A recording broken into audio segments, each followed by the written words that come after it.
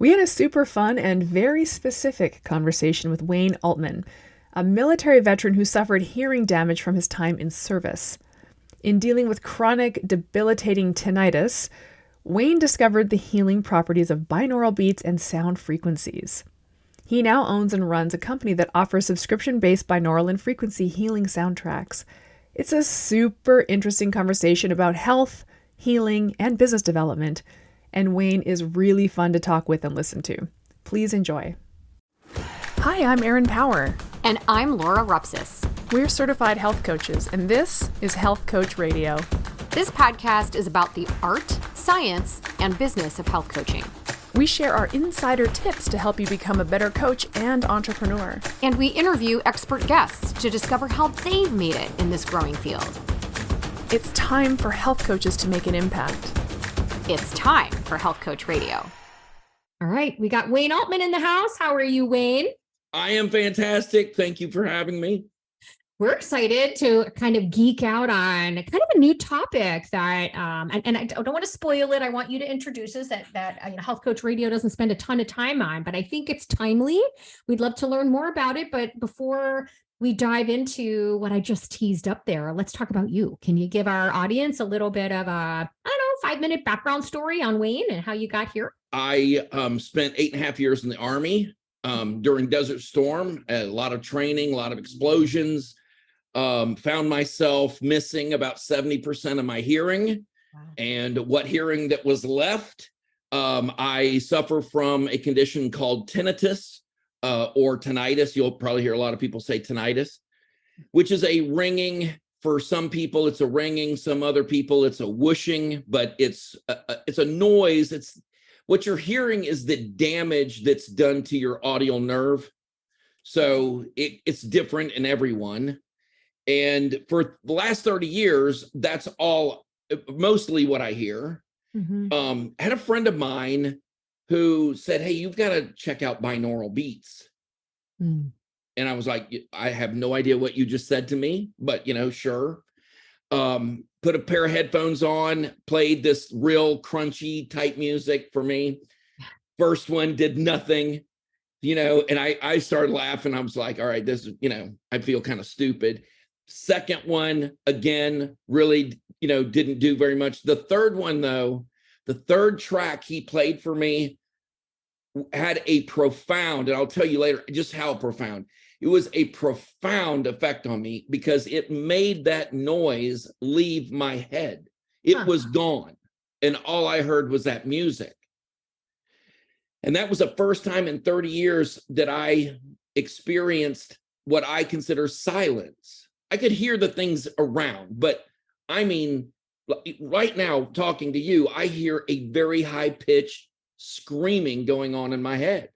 Wow. And for some people, it is so devastating that they end up, harming themselves over it. The CEO of Texas Roadhouse Restaurants took his own life because of the noise that was constantly in his head.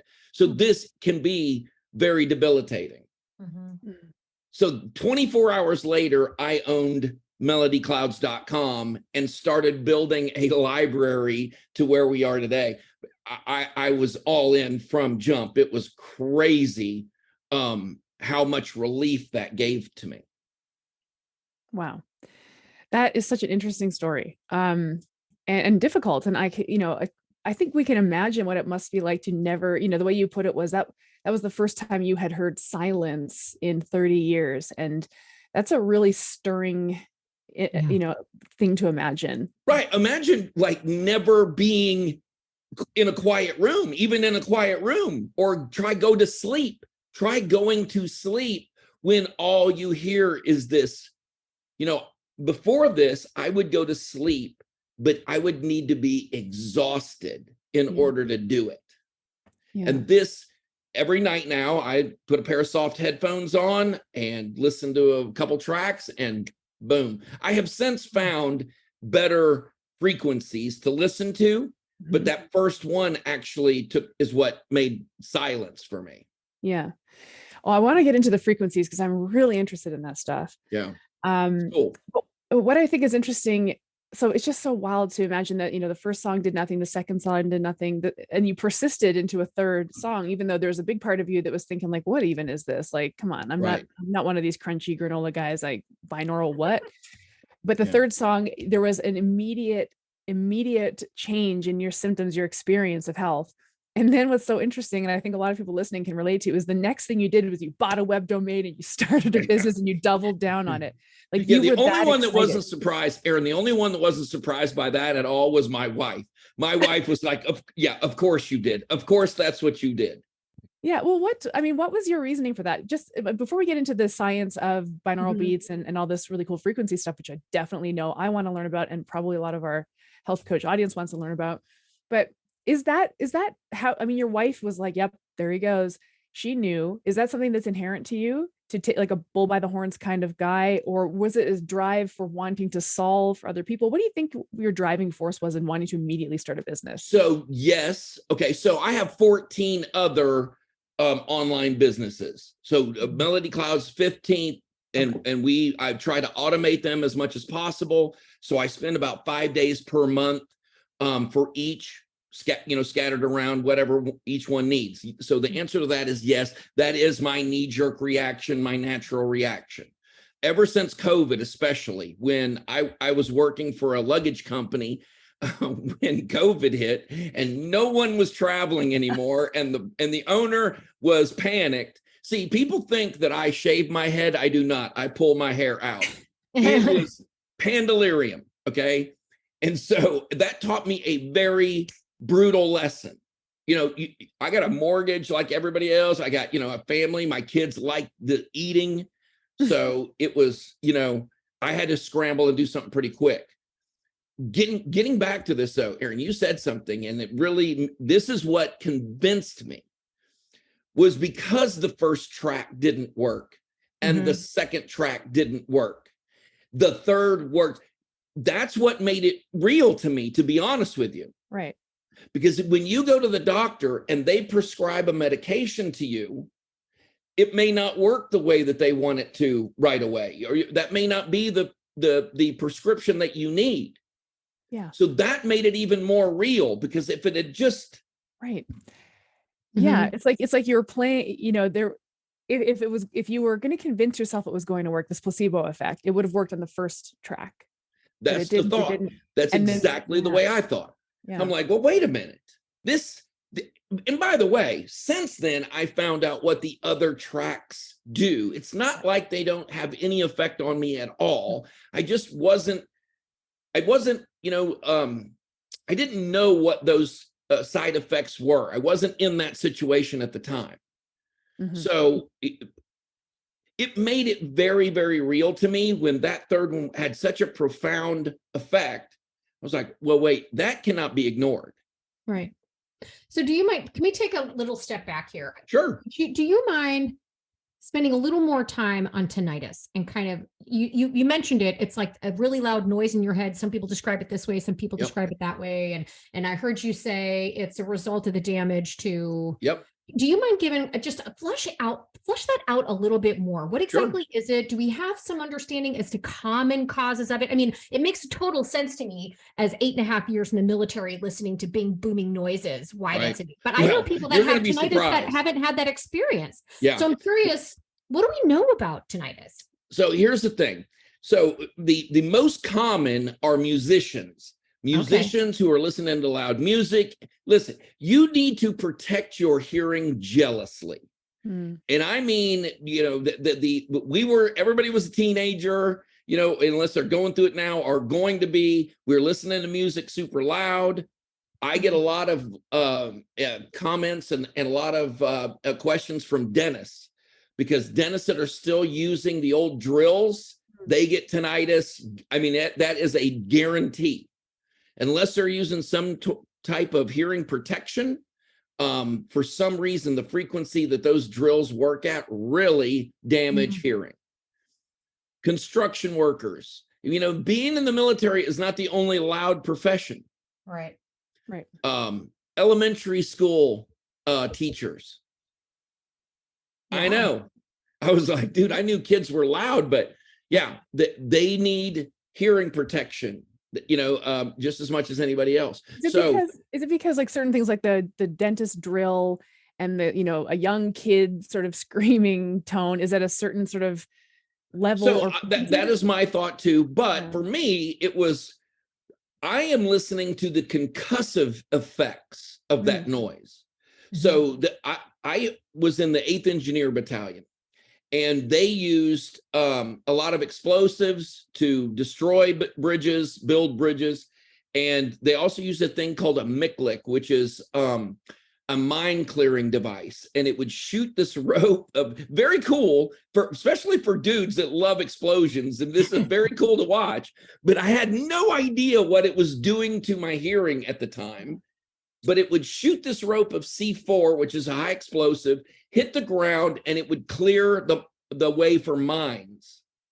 And then you would hear this over and over and over again. And one day you wake up, and it's a very funny story how I found out that I was deaf. I did not even realize that I had lost that much of my hearing. I went to the VA hospital about 5 or 6 years ago to give a sample of my DNA for the Million Veteran Program. I had myself convinced they wanted a super soldier and they needed my DNA to have it, okay? So I go, they take some blood. The very attractive nurse that took the blood said, "Hey, Wayne, we're doing a blood drive. Would you mind giving us, pint of blood?" I said, "Look, leave me enough to get home. Okay, take what you need." So she did that, and she said, "When's the last time you had your hearing tested?" And no one had asked me that question before. And I said, probably when I got out of the Army. I don't know. Grabs me by the hand, takes me 2 doors down. Another very attractive audiologist sat me in the chair, and I could hear the two of them giggling hysterically while this test is going on. I could hear that. They come out, and she says, "You are deaf. Dude, that's the issue." She goes, "Do you feel tired a lot?" And I'm like, "Yeah." She goes, "It's because you yell. Everything you say, you're yelling." She goes, "Are you married?" I said, "Yeah." And she's like, "Your wife, do you guys fight over the volume on the TV?" And I'm like, "Every single night. Every night we do." I can't hear a thing, okay? She thinks everything is super loud. I'm like, "I married the most sensitive woman on the planet." Well, no, I did not. I've come to find out I have lost most of my hearing. It answered so many questions for me. And number one, it totally made our marriage way better too, because now we just laugh about it. My wife walks into a room and hears me screaming. She knows exactly where I am at all times. Yeah. Is that what the nurse clued in on when you were doing the blood draw? Was it that you were just kind of yelling at her? She said, "Let's go Actually, you want to know? No. And this is hilarious too. So she said, "You know how I knew that you were," she goes, "I knew before you sat down in the chair how deaf you were, how little hearing you had." And I was very curious. And she goes, "Because you did not look at my chest once. You were looking at my mouth, reading my lips." And I went, "Oh my God, dude." That's hilarious. It was. And I went, "They're lovely, by the way." She just busted out laughing. She was like, "Oh, wow, you're very slick." But I could not believe that. And it was very true. Especially like in a crowd of people, I was able to pick out conversations, but it was a skill I didn't even realize that I had. It wasn't like I consciously. Your body will adapt to just about anything, and you really don't have to do anything. Yeah. Focus on it. You don't even know that you're doing it. Yeah. This is such an interesting example of adaptation, right? And so we see this a lot, and we see this a lot in chronic illness. Yep. People don't even realize they've gotten sick because it's rarely acute. It's this chronic onset, and the body adapts to it. And so this is such an interesting example of that, because I think maybe coaching world, we think about maybe the onset of type 2 diabetes or heart disease or obesity even, or something like that. But something like loss of hearing, probably if we were to try to intellectualize it, we'd think, oh no, I probably would notice if I lost my hearing. But you wouldn't, because your body's job Yep. is to adapt and Right. sort of downregulate your experience of it, so that you can just kind of deal with it. So Yeah, it's so I put it for interesting. like this, like when people hurt their ankle, they develop a limp until that gets better. Or, this is not something that's ever going to get any better, probably. I mean, unless they come up with some kind of treatment or something like that. I don't even know of any tinnitus treatments that actually work. I'm very interested. I give a lot of money to research on this. Melody Clouds, we do a lot of money to tinnitus research, because I know firsthand how annoying, and not just annoying in a, I'm trying to be, I mean, it really sucks. Right. Yeah. Well, what are the conventional treatments? So look, they do some drugs that are trying to kind of deaden the nerve. Imagine you plucked a string on a guitar. That vibration, or when you hit your elbow on something, you feel that twinge. That's really what tinnitus is. You're hearing the manifestation of the nerve damage. In terms of a treatment that quiets, I mean, it doesn't really get your hearing back. It just hopefully stops so I wonder what the other downstream effects then of getting rid of that could potentially be negative and further hearing loss and all that. 100%. I mean, every time we take a pharmaceutical, it comes with a list of these side effects, which is another thing that attracted me to this, to be honest with you, because look, we're talking right now about music. So the side effects of binaural beats, the side effects of the music on Melody Clouds, it are, better mood, and, these things that the same side effects if you turn the car radio on. You know what I mean? There are side effects to this, but you're talking about very positive side effects. We've been listening to music from day one of our human history. It is how we communicated. Hey, don't mess with us. We're about to go to war with you. Don't come any closer, right? Or we're happy. I mean, music is how we communicated with one another before language, before any written tablets, graffiti, any of that stuff. Yeah. Do you have any idea how prevalent tinnitus or tinnitus, or however you pronounce it, is like population wide? Approximately what percentage of the population suffers from some level of this? I don't know an exact number, and I don't think we'll ever know that exact number, because here's what it would take. You go into a very quiet room and you just sit quietly. And if you hear a buzzing, humming, for some people, it manifests itself in so many different ways. And that's what makes it tricky. Right. Some people suffer from just a little bit and you'll hear it, and some it's only temporary and it really doesn't bother them very much. Right. For me, if I drink any stimulant, coffee, tea, Diet Coke, whatever, any kind of caffeinated beverage, which doesn't stop me, however, I know that I am going to listen to a lot of, I'm gonna have to listen very carefully to what else is going on, because the tinnitus is gonna be raging that day.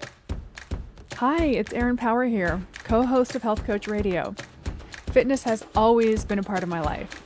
I used to train clients one-on-one, and I still teach group exercise classes to this day. Fitness is how I got started on my journey to health coaching. Working as a fitness trainer, I always wanted to go deeper than the reps and help my clients incorporate fitness and movement into every aspect of their lives. I instinctively knew that reaching fitness goals depends on pulling the focus from performance and putting it on holistic, sustainable change. And that's exactly what the Primal Fitness Coach certification shows coaches how to do. Your clients deserve to move better, feel better, be pain-free, enjoy exercise, and love their bodies. The Primal Fitness Coach certification teaches you how to train people to be fit for life, to avoid injuries, increase mobility, develop lean muscle mass, protect joints, and optimize metabolic health. This well-rounded functional fitness certification covers best practices for daily movement, strength training and conditioning, HIIT exercises, sprinting, and more. It also includes practical hands-on coaching training and business development lessons to help you launch and grow a profitable fitness coaching business. Visit primalhealthcoach.com to learn more about the Primal Fitness Coach certification. You know, when I think through this, like so many health coaches, we had a little webinar, like a little workshop last night with a fellow coach, and one of the people listening to the webinar had asked what I thought was an interesting question, like, you know, why is it that he notices young people don't seek out the health coaching? That typically the typical person that's going to hire a health coach or somebody is a little bit older, you know, and you know, so we were all pontificating on why that is. But a lot of this, I think, just has to do with over time as we get older and we get caught up in life and we go decades without really taking care of ourselves and exhibiting this behaviors that cause damage over time. Now I'm 40, 45 years old and I can't ignore the damage anymore. So I'm going to seek out help. So, and I'm wondering in terms of the prevalence of this in an older population after years of this sort of, I don't know, sound abuse, I guess. Here's the big thing in terms of younger people, the sheer number of people I see always wearing headphones. Oh, it's going to be, look, my daughters walk around with earbuds like everybody else. Yeah. And they know when they see me, I 9 times out of 10, I'm gonna be like, hey, if I can hear it, you know, you guys need to watch it. And they see how bad of a problem it's been for their father. Mm-hmm. You know, so they really are a little more responsible when it comes to they're always telling me to turn the music down. They do not like it when I drive them to school or when I drive them to volleyball practice, because daddy will be jamming. I mean, I'll be just because I can't hear anything. And they're always saying, Mom, no, you drive. Dad, you know, he listens to it way too loud. So fortunately, for at least in our house, but you're right. And you know what, you're right too, that I spent, you know, my 20s super, you know, soldier. I mean, I very athletic. And then you start having kids and you start living that through them. I mean, I have 2 daughters that play volleyball at a very high level. Yeah. And so my exercise is, you know, eating nachos while I'm watching them play volleyball. True story. And so, you know, one day you wake up and you're 50, 55, and you go, holy crap. I mean, who beat me, you know, last night? Yeah. That wasn't sleep. Yeah. And that is very troublesome. It is. It is. This is just what's interesting about it, and kind of circling back to Laura's point, which is people seek out health improvement when it seems like quote unquote too late. In a manner of speaking, it's never too late. We can make improvements. We know that, but it's interesting if we could somehow influence younger generations to take care of themselves. We could have a major turn in the tides of all kind of chronic health conditions, including hearing loss, right? Yeah. It's something to think about. You know, but here's the thing with that. We can't be too tough on people because I'm lumped in here. You can give people all the best advice. That's really what you're about, right? Mm-hmm. Give people the very best advice, and everyone has to walk their own path. You know, I look at like new parents. Okay. Anyone that can, you know, parent an infant all the way up to toddler and, you know, small kid, getting them back into school and maintain the same level of exercise and taking care of themselves, all that. I mean, that would, to me, take a superhuman. There are ebbs and flows in when you are life-wise or where you are life-wise. I don't know too many people that do not go through periods where the focus cannot be on them. Mm-hmm. The focus needs to be on that, you know, child or that job. Maybe it's their job. Maybe they just changed jobs and they have to 6 months ramping up trying to learn what the heck is going on here.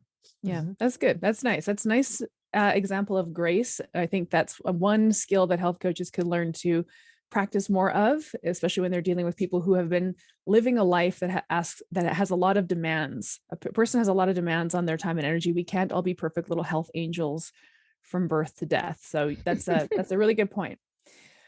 I actually have one more question about tinnitus before we move on to this is just curiosity. And I don't know if you necessarily know this, but it's so in order to hear things like music, you want to jam out in the car, you have to turn the volume up. In order to watch TV, you have to turn the volume up. Are you doing more damage by doing that? Probably. I mean, look, I'm not going to paint a rosy picture of that. I mean, this is something that feeds on itself, it seems. Yeah. Up until recently, I had 2 hearing aids. And we moved and those hearing aids got stolen. So whoever got them, congratulations, you got 2 hearing aids. I'm walking around deaf, thanks. But I'm sure that it isn't stopping. Right. Erin, you know what I mean? I'm sure that my hearing loss is not something that's just going to go, okay, well, we'll pause right here. I'm positive of that. Yeah. So it's like, seeking out these beats, this music, it's managing the symptom, but it's not necessarily 100%. Right. Yeah. Yes. Cool. You're not, at this point anyway, you are not going to get any kind of any hearing back until it gets to the cochlear implant stage, where they're actually using bone conduction or whatever to help me hear, better. And that may be an option, later on in life. And that may be a way of getting rid of the tinnitus. Yeah. But I haven't gotten to that point yet. But Erin's point too, though, there's so much about the treatments available, the medical treatments available that are really just dealing with the symptoms. They're not reversing damage anyway, and they come with other side effects versus something like this. We are, again, managing the symptoms so you don't go crazy listening to it.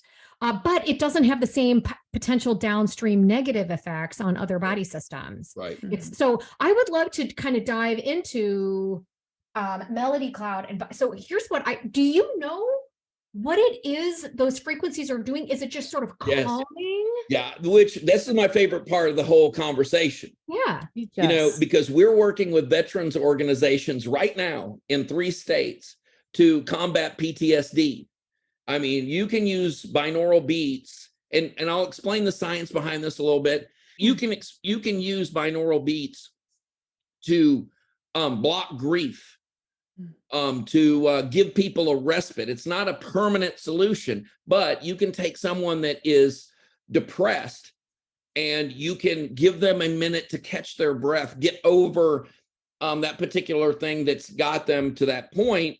And then start to work on ways of getting over it, and it's very rewarding to see that. For me, let me explain a little bit how this works, okay?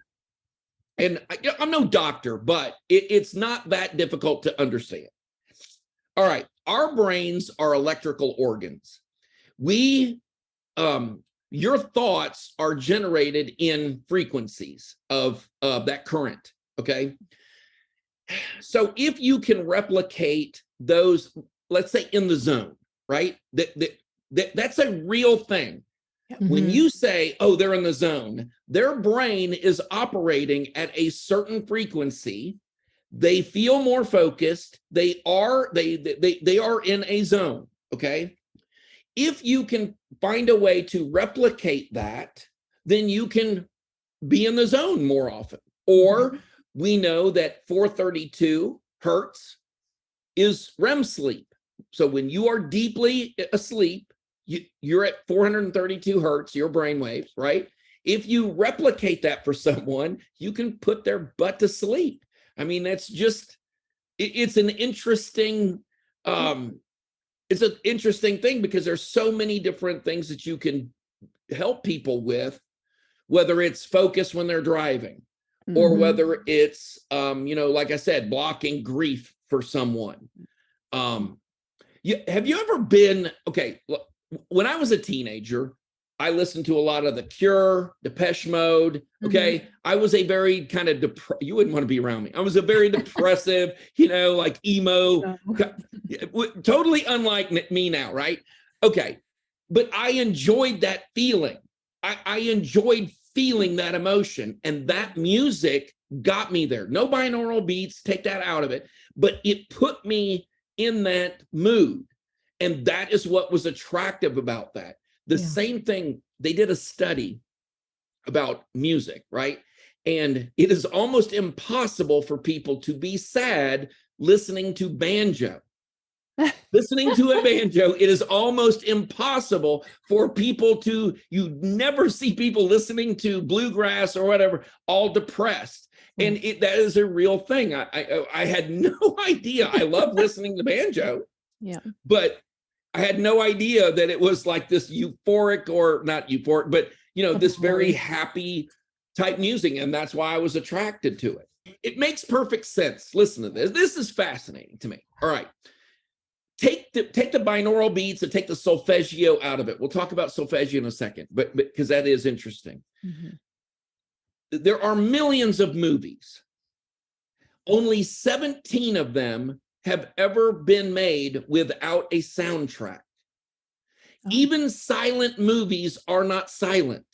Right. There was someone at the front of the theater banging away on the piano, helping you figure out what you're supposed to feel about the images on the screen.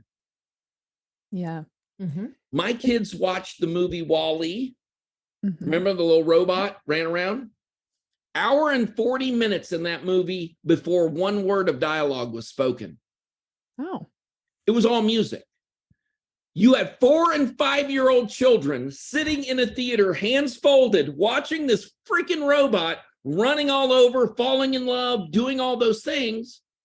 No one talking. And they fascinated. They knew exactly, as an audience, you knew exactly how you were supposed to feel about those scenes. Yeah. I just think that's so cool. I mean, we can all relate to this idea of this song puts me in a place, or, smell, a certain smell reminds me. I just think the our sensory perception, it goes so deep. We don't even realize it half the time, or we never realize it. It's so subconscious. But I was thinking about two exposures to binaural beats that I personally have had. So the first time I was ever exposed to them was in a yoga class. Right. And the yoga teacher put this song on for the meditation part of the class. But she said, this track I'm going to play for you is actually, she said, it's actually not music.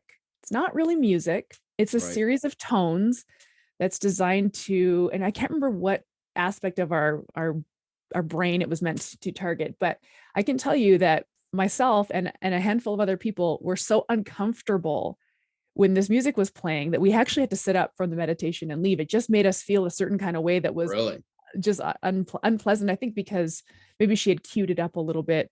Like, this is a really interesting little brain. It was an Andrew Weil track. I don't know. He's one of the first guys that I've ever heard doing binaural beats.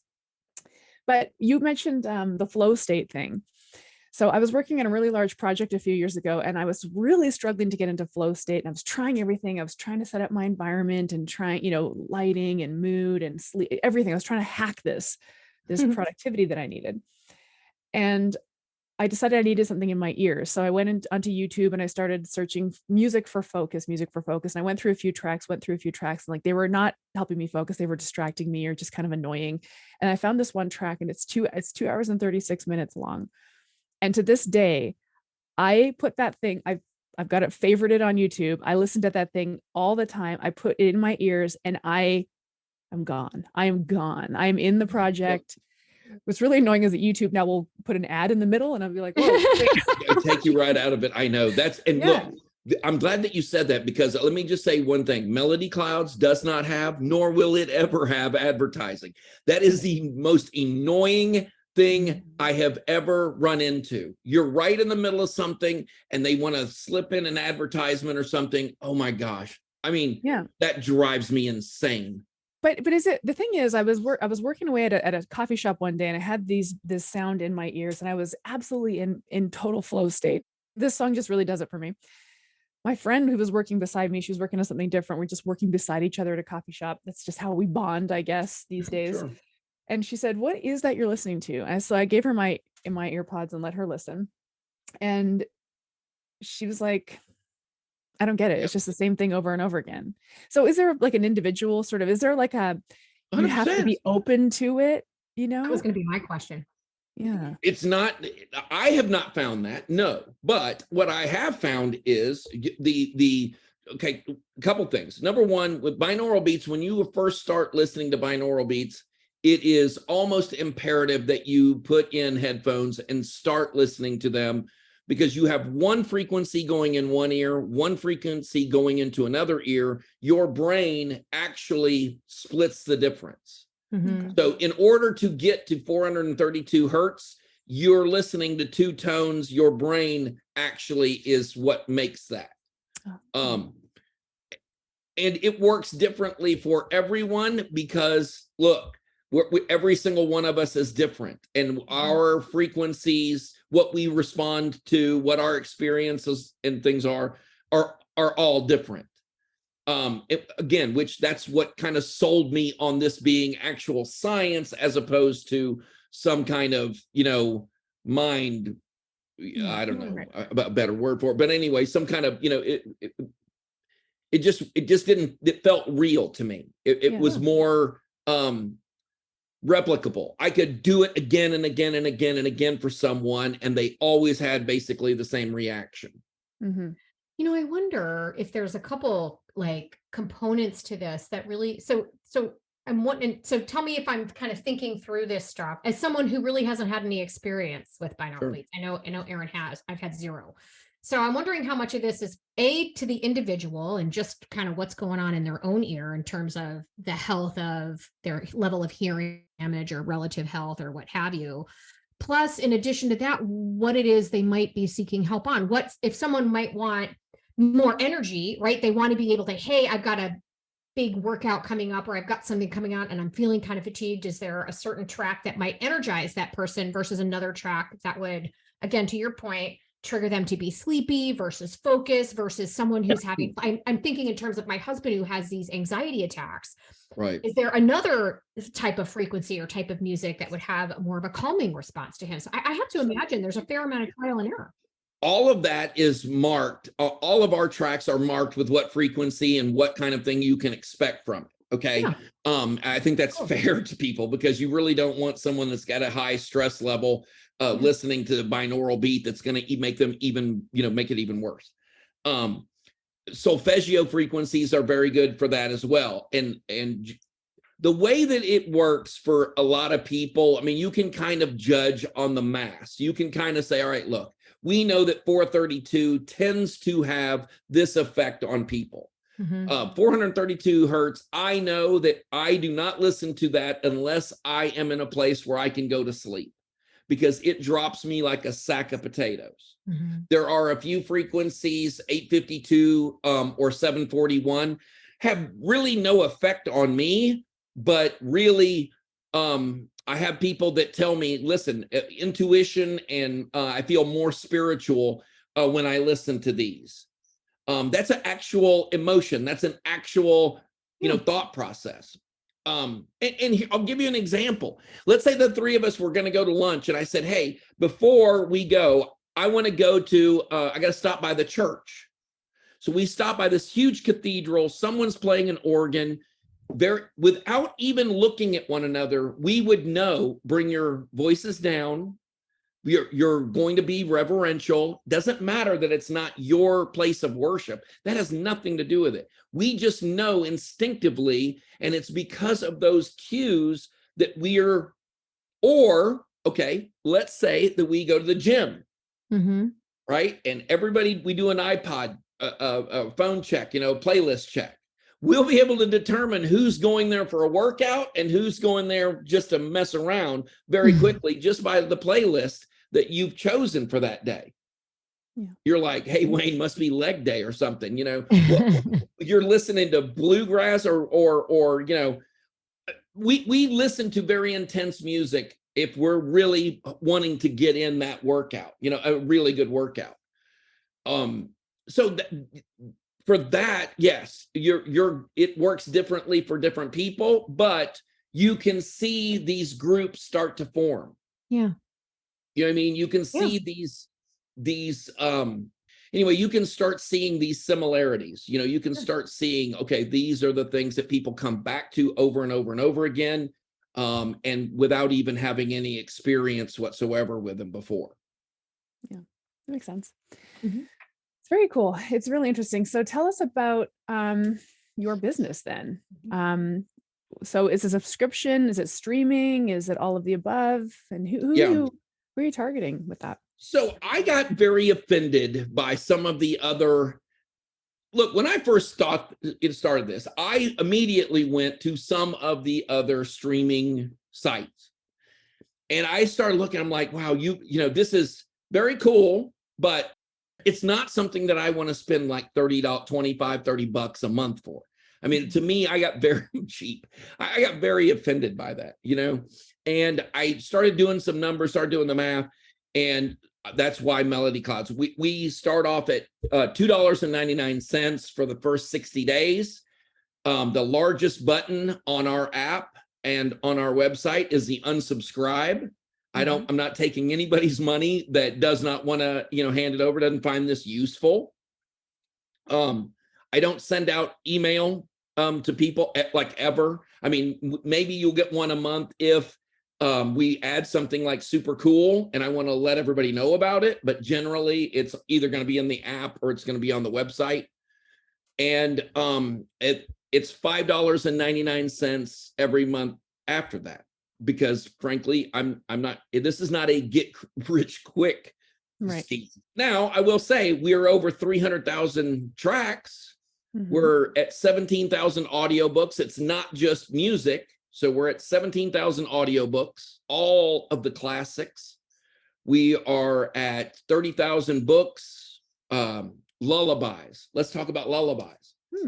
So new parents, one of the first skills we learn as human beings is how to self-soothe.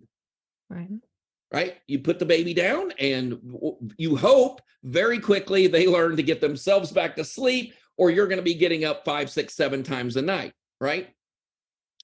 I purposely cut these lullabies in 20-hour segments, not suggesting anyone puts their kid down for 20 hours, but that gives you a very long, restful period that your child is laying there swaddled, warm, safe, dry, go to sleep. When they wake up, and they will, they are listening to the same music.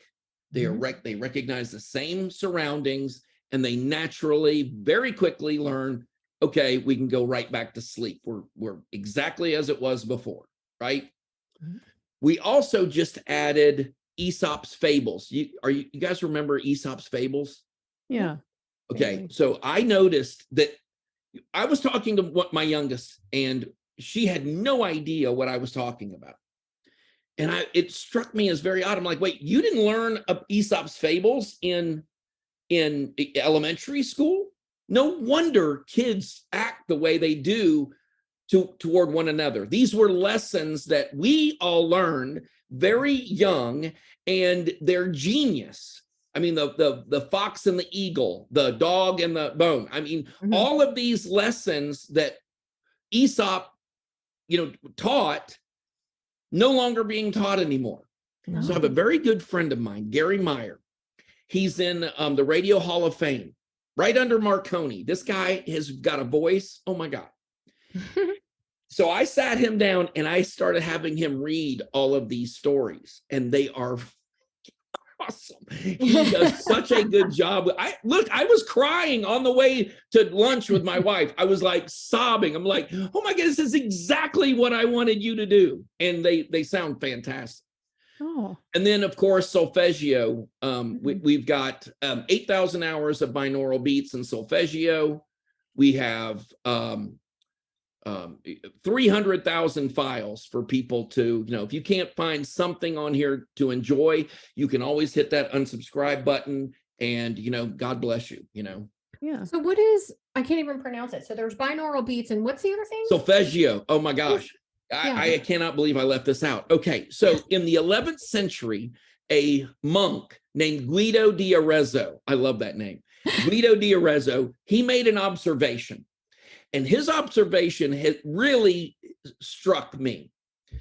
All right. I am not musical at all. I cannot sing. I cannot play a musical instrument at all. Can either of you play a musical instrument? No. Yeah. Yeah. See, we're in the same place. But guess what we can do? Every one of us recognize when a piano is out of tune or someone is singing out of tune. So it doesn't matter. Guido, he recognized that we all have that ability to see when something is out of that vibration and the piano is out of tune, or the lute hits a sour note, or a guitar, or whatever. We'll look at one another and go, oh yeah, that was, you know what I mean? So using solfeggio is basically used the same way as binaural beat, only it's one tone, it's one frequency, as opposed to having a binaural beat going in both ears. So for people that do not respond as well to binaural beats, perhaps, and you don't have to use headphones with solfeggio, perhaps solfeggio is a better way of and it will do the same exact type of things. Your brain will try to match that frequency. So it will recognize that true frequency, and it will try and match that and put you in that mood or that focus or that, enlightenment. Yeah, it's very cool. Just one tone. And this one tone can be playing through a speaker in your room, sort of ambient, and that still works. I'll tell you guys a secret. I haven't told anybody this. So we are right now working on a way to add binaural beats and solfeggio frequencies to your track list on your phone.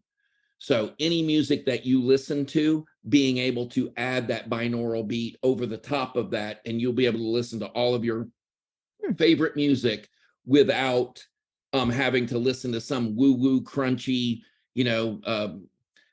drum beats or nature sounds or whatever, which, look, now I've started to like it, but at the beginning, there were a lot of people that were like, look, I can't listen to this music that you're playing. Forget the binaural beat. Interesting. So if I'm listening to my EDM from the 90s, you can hear a solfeggio. Yes, and probably would work pretty well. That would probably work pretty well with binaural beats for sure.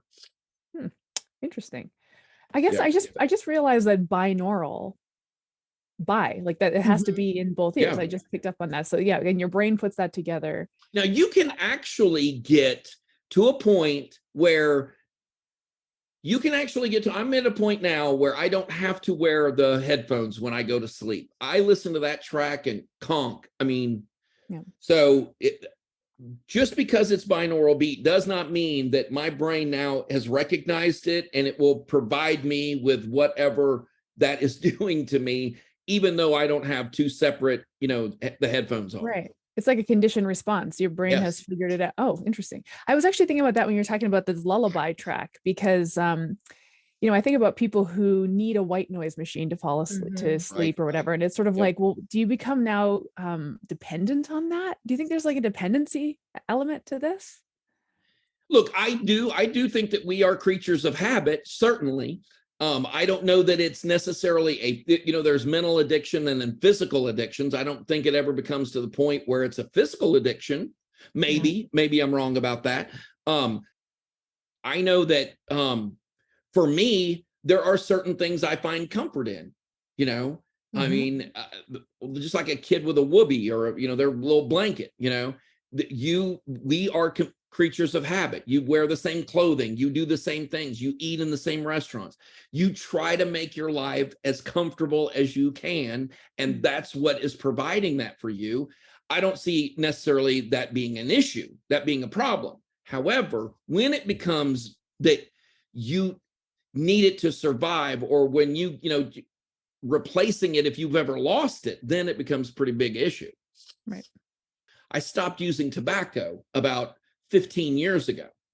And I always say I stopped. I never say I quit. I think you can stop things. I don't think you ever quit anything until you're dead. So, and my friends and we have this massive argument about that. I'm like, no, you quit that. You stop at a stop sign. You don't quit driving. You start up again, So yeah. take that for whatever it's worth. Do you have any thoughts on, and speaking of sleep and this whole, I find with a lot of my clients, their issue with sleep is this busy brain. Like they just can't shut their brain down. They're constantly thinking of, oh, I forgot to do this, or I got mind racer. Yeah. Do you have any thoughts in terms of kind of Melody Cloud? Is it broken into kind of purposes? Yes. 432. That's what does it for me. There are a couple other frequencies. Hey, girls, you have spent the last 45 minutes with me. Can you imagine shutting this machine off? I mean, I am constantly, my mind goes until it's just like, okay, we give up, let's pick this back up tomorrow. And I wake up the next day exactly the same way.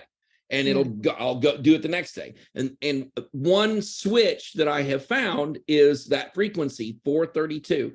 It knocks me, drops me like a sack of potatoes. I can't take it. So what frequency worked for you in terms of stopping the tinnitus?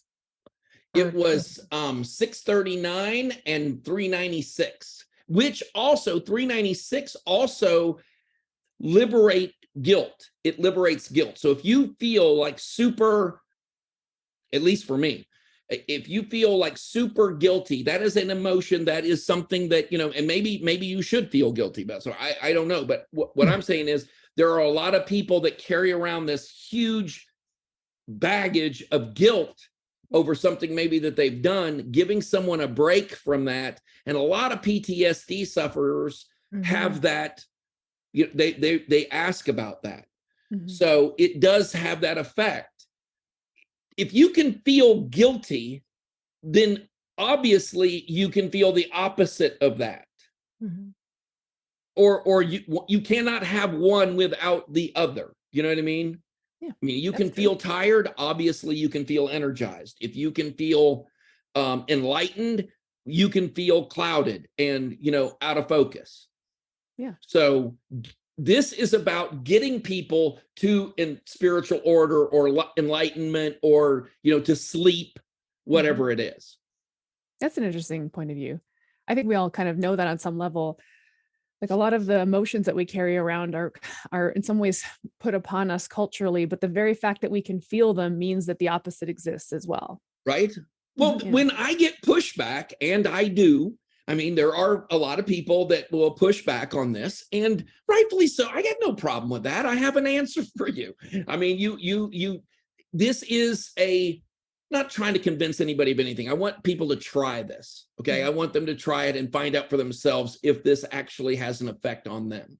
I have yet, and it doesn't mean that I won't, but I have yet to work with someone for just a few minutes and have them not go, whoa, what the heck was that? That actually did make me think of these things or feel, enlightened or whatever. It gave me that discovery feeling. You know how you walk around and you go, oh, hey, I can recreate that for you in a, electrical impulse that will stimulate your brain to actually give you that feeling and help you with memory recall or whatever it is. Yeah. So look, that's really what this is about. Is our tagline is take charge of your mood. Take charge of your mood. If you're angry and you don't want to be angry, I got something. I can help you listen to this track, listen to this music. And by the way, anybody out there, you're already doing it. Yeah. When you go and sit in your car and you are really furious at what the cashier just said to you, you go and turn on your favorite music, and that's what stimulates your brain and helps you get back to a decent enough mood that you can actually go home and deal with the people that you love. Yeah. Yeah. It's interesting. It is. And one of the elements that health coaches bring to their coaching relationships with clients is offering resources. And so I think this is a pretty benign resource for a client who might be battling some, and there's a lot of moods and a lot of mental, states of being. People go through different sort of states of being and moods and mental states as they're navigating health journey, just navigating life.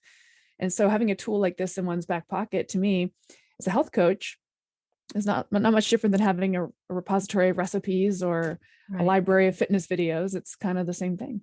I mean, when I think in terms of like practical applications too, the number of clients that tell me they have to have whatever it is to be able to fall asleep, whether it's melatonin, a sleep aid, I was just going to entire mention, bottle of wine instead of like yeah, a glass or whatever it is. yeah, It's or I hear from clients too, I need something to help replace, insert whatever coping yeah, mechanism they've been using, whether it's caffeine to wake up, medication to fall asleep, or all this other stuff. This could be something that I think is, to use Erin's word, a benign opportunity to try to find something to replace whatever it is you're using to cope that doesn't have all the other downstream right. mechanisms, like Laura, caffeine, for example, right? I was at a volleyball tournament. I told you my daughters play volleyball. I was at a volleyball tournament a few weeks ago, and the topic came up. People ask me all the time about, what I do. And one of the mothers said to me that she just takes 4 Benadryl to go to sleep. Oh, And right, I Oh was my like, gosh. holy crap. You mean to tell me? And I asked her, I said, you mean to tell me that every single night you are taking 4 Benadryl to go to sleep? oh, Now, Wow. look, I am not knocking pharmaceuticals. I think that there is definitely a place for, especially for clinically depressed people. So let's not get this twisted. Right. But when you are taking 4 Benadryl or whatever to go to sleep every single night, I don't even want to know what the health I don't have to guess. Mhm. This is not the intended use of that product. Right. no. And she said it just like, all I heard was a car wreck sound. I was like, Yeah. this Yeah. is, please let me give you a membership. I want you to try this over that. See what you think. Now, I haven't Yeah. seen her since.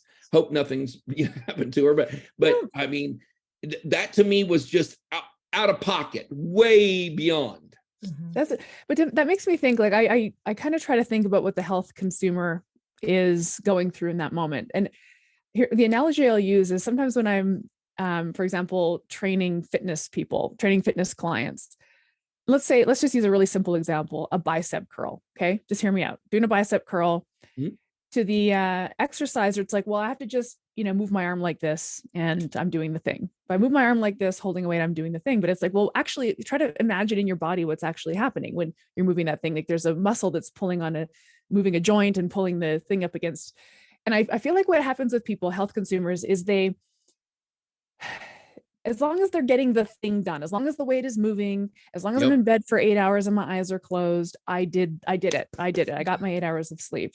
Even if they were knocked unconscious by Benadryl or wine or cannabis or whatever they knocked themselves unconscious with. So on some level, I feel for consumers. And I think this is another health coaching opportunity, which is like helping people fully understand the biological mechanisms at play rather than just, Right. as long as you're in bed for 8 hours, you're checking that box. Right. It's hard to claw people out of that. So I always do feel when I hear stories like that of people, like even my own, one of my sisters uses CBD. Actually, sorry, it has a little bit of THC. It's a weed gummy ultimately every Sure. night to sleep. And she says, yeah, but these things give me great sleep. Do you want one? And I'm like, no, if I was struggling with sleep, I would do 100 other things before I would rely Yeah. on some kind of psychoactive compound to put me into a state of unconsciousness. That's not what sleep is, but people don't know that. Yeah. I cannot imagine, I was just, my wife looked at me. She's just like, please don't, make a big, I was like, dude, that's not what we're looking for. I mean, just on a good day, there are side effects. There's damage to your liver. There's damage to your kidneys that can take place. I mean, that is just, there are directions for use on all of that medication.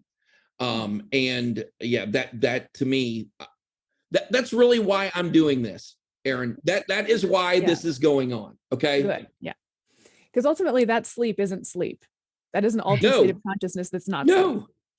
Right. And that, yes, to all the medical and health side effects, but also it's not even accomplishing the thing that this person wants to accomplish. Well, people fail to realize too how serious that is. Your sleep is, you spend a lot of your time doing that.